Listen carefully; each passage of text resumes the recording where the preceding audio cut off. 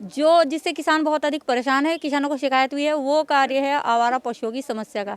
जी हाँ दोस्तों, इस समय गेहूं की फसल उगी हुई है और इस समय जो आवारा पशु हैं वो किसानों की फसल को चौपट करने में लगे हुए हैं। तो आज हम आए हुए हैं ग्राम तितरवाला में और यहाँ के जो ग्रामीण हैं वो इन आवारा पशुओं से इतने अधिक परेशान हो गए थे, इनकी फसल लगातार चौपट हो रही थी। तो अब सारे ग्रामीणों ने मिलकर कुछ आवारा पशुओं को एक जगह पर इकट्ठा किया हुआ है, इन्होंने एक जगह इन्हें बांध लिया है और ये चाहते हैं कि यहाँ से ये पशु गौशाला में भिजवाए जाएं। तो आइए जानते हैं कि आखिर जो ग्रामीण है उन्होंने इस तरह का कदम क्यों उठाया, क्योंकि हम सभी जानते हैं कि इस समय जो शीतलहर है वो अपने पूरे शवाब पर है, बहुत अधिक ठंड हो रही है और ऐसे में इन आवारा पशुओं को यहाँ पर एक जगह एकत्रित करके बांधा गया। तो किस तरह इनकी देखभाल हो रही है और प्रशासन का क्या कहना है, ग्रामीणों का क्या कहना है, उन्होंने आखिर इस तरह का कदम क्यों उठाया, आइए जानते हैं ग्रामीणों से। ये क्या नाम है आपका? मेरा नाम अवनीश कुमार है। अच्छा, तो अवनीश जी, यहाँ पर आपने काफ़ी सारे पशु बांधे हुए, कितने पशु पकड़े गए हैं आवारा? ये लगभग होंगे 19-20 पशु होंगे। अच्छा। और काफ़ी किसानों का बहुत नुकसान हो रहा है। अभी इस टाइम में गेहूं की फसल तैयार है और गेहूं लगभग इन जानवरों ने ख़त्म ही कर लिया है। जैसे कि अभी गन्ने की फसल है, गेहूं की फसल है, बरसीन है, लाही है, इन सभी फसलों को बहुत नुकसान दे रहे हैं। तो किसान क्या करे, परेशान हो गया, पकड़ने के लिए मजबूर हो गया, तो पकड़ के बांधना पड़ा। अब क्या करें, सरकार से गुहार है कि इनको लेके जाए यहाँ से। 31 तारीख में आपने इन्हें पकड़ लिया, यहाँ पर बांधा हुआ है, तो चारे वगैरह की व्यवस्था कैसे की जा रही है? ये गांव वाले भी जो जिसके यहाँ से कुछ हो सकता है, जैसे किसी के यहाँ से भूस है, पुराल है, किसी के यहाँ कुट्टी है गोले की, वो ला के डाल देते हैं, बस इनका काम चल रहा है। तो आपने प्रशासन की? हाँ जी, सभी को सूचना दे दी है। डीएम साहब हो गए या जैसे सेक्रेटरी साहब हो गए, प्रधान जी हो गए, सभी से हमने गुहार लगाई है। ग्राम प्रधान है, उन्होंने ये बात कही है कि कल तक या परसों तक हम इनका इंतजाम करा देंगे। 3 दिन हो गया, बताओ कौन गांव वाला कौन खुआ देगा ना, अपने को नहीं खुआया जा रहा। और 60 रुपए किलो गेहूँ में जब 2-2 कटाए इन्होंने मार दिए तो गेहूँ नहीं होने का, ना बरसीन होगी। जो अब गन्ना छुलेगा उसकी पोगी हाथों हाथ खत्म कर रहे हैं। 2-1 बहेड़ा हमारे खून नहीं ऐसा जो 2-3 को उन्होंने जो वार भी कर दिया। अच्छा, वो मार रहे हैं। हाँ, और सेक्रेटरी ने जो हमारी दरख्वास्त थी 1076 वो, उसमें उन्होंने लेटर जो लगा के दे दिया कि यहाँ कोई आवारा पशु नहीं मिला और ये बंदे तैयार खड़े। और कल इतवार में है बैठा, पुलिस को लेकर साथ था वो।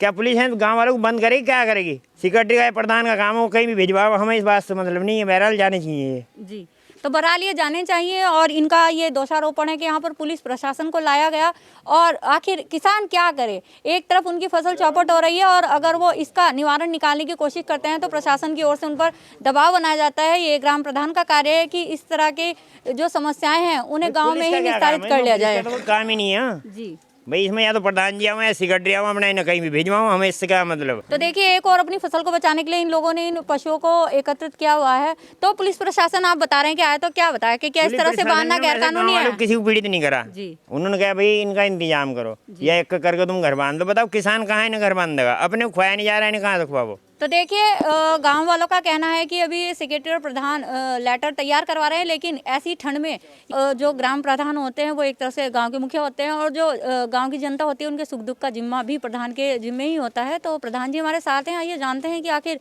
इन पशुओं की समस्या का निवारण किस तरह से होगा और आगे इनके इस समस्या का निवारण करने में क्या कुछ समस्याएं आ रही हैं जो इस कार्यवाही में कुछ टाइम लग रहा है।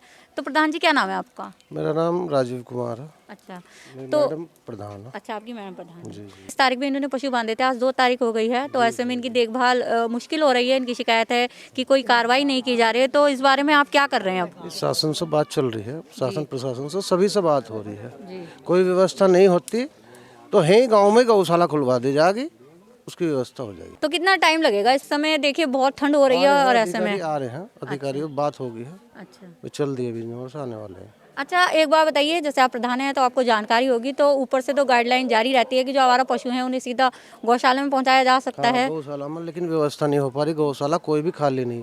जो गौशाला 100 की है उनमें 500-500 बसे पड़े। अच्छा, कोई भी गौशाला वाला लेने को पक्का नहीं आज की तारीख में, स्थिति है। तो आवारा पशुओं की समस्या हर गांव में होती है और यहाँ पर भी है, तो अब इसका निवारण कैसे करा जाएगा? इसका निवारण तो देखो जी, गांव-गांव गौशाला बना तभी निवारण हो सकता है जी। और हमारी पंचायत सहायक भी अभी नुकैर थी, अभी पीडी साहब का फोन आया था, उनको भाई तुम जनगणना नहीं करने दे रहे। मैंने कहा वो कहीं गई नहीं पंचायत सहायक हमारी, किसी के यहाँ कोई गई नहीं, माना गाँव वालों से बात कर लो आप इस बारे में जी, है नहीं। अधिकारियों द्वारा ग्रामीणों पर ही उल्टा आरोप लगाया जा रहा है कि वो जनगणना करना चाहते हैं लेकिन जनगणना नहीं करने दी जा रही है। तो आइए ग्रामीणों से इस बारे में पूछते हैं, तो क्या आप जनगणना के लिए तैयार नहीं है? तैयार हैं हम तो फिर ऐसी शिकायत क्यों आई कि आप जनगणना नहीं करने दे रहे? तो आते जब भी तो जनगणना करते हैं, जब कोई आया नहीं तो जनगणना कहीं करेंगे। जी, आपके यहाँ पे आए थे? ना, नहीं आए? हमारे नहीं आए। नहीं आए जी, आपके यहाँ पे आए थे? हमारे यहाँ नहीं आया कोई भी। आपके यहाँ भी नहीं आए। तो देखिए, ग्रामीणों का कहना है, कुछ ग्रामीण कह रहे हैं कि आए थे, लेकिन कुछ ग्रामीणों का कहना है कि नहीं आए थे और ग्रामीण जनगणना करवाने के लिए तैयार हैं। लेकिन जो इन किसानों का नुकसान हो रहा है उसकी भरपाई कौन करेगा? गौशालाएं सारी फुल हो चुकी हैं, जैसे प्रधान जी ने बताया कि कोई गौशाला इन पशुओं को लेने के लिए तैयार नहीं है। और अब ये आवारा पशु केवल इसी गाँव में नहीं, बल्कि आप हर एक गाँव में जाइए, हर एक ग्रामीण इनसे परेशान है। तो आखिर इसका समाधान क्या निकलेगा? इसका समाधान आवश्यक है कि प्रशासन किसानों के हित को देखते हुए जल्द से जल्द इन चीज़ों का समाधान निकाले। और समस्या है तित्तरवाला गांव की, तो इस वीडियो को ज़्यादा से ज़्यादा शेयर कीजिए ताकि इस समस्या का समाधान हो सके।